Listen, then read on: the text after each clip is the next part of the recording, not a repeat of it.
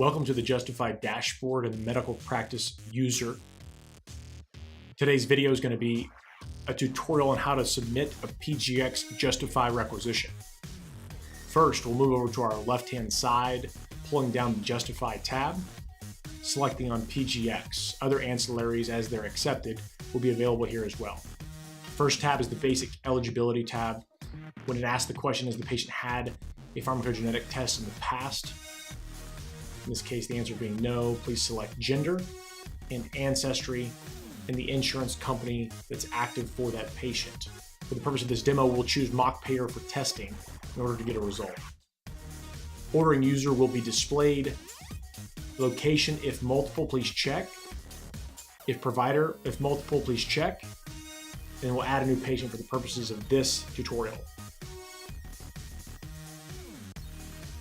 First name, last name, and date of birth will be the first three identifiers.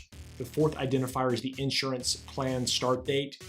Please select that here. That will be on the card itself. And the member ID will also be on the card itself, for this case for John Doe. Click the Verify Insurance tab.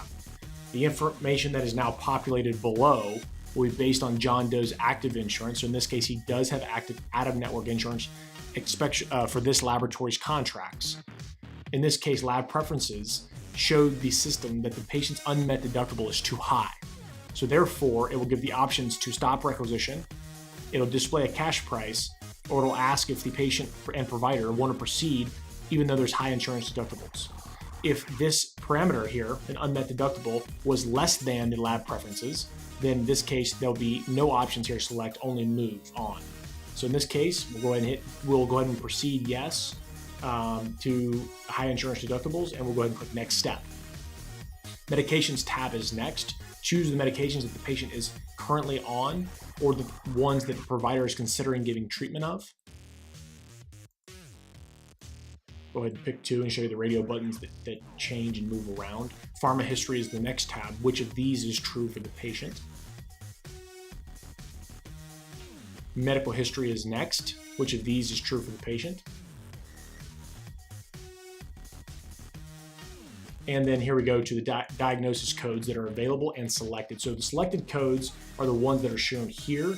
These are the ones that are triggered based on the answers to the questions in the test. We'll then move down and we'll go ahead and choose whether a panel or specific codes are wanting to be tested. You can simply just move those over from left to right. The same can be said of diagnosis codes. If the selected codes that were triggered are not true, move them back over into available codes using these toggle switches.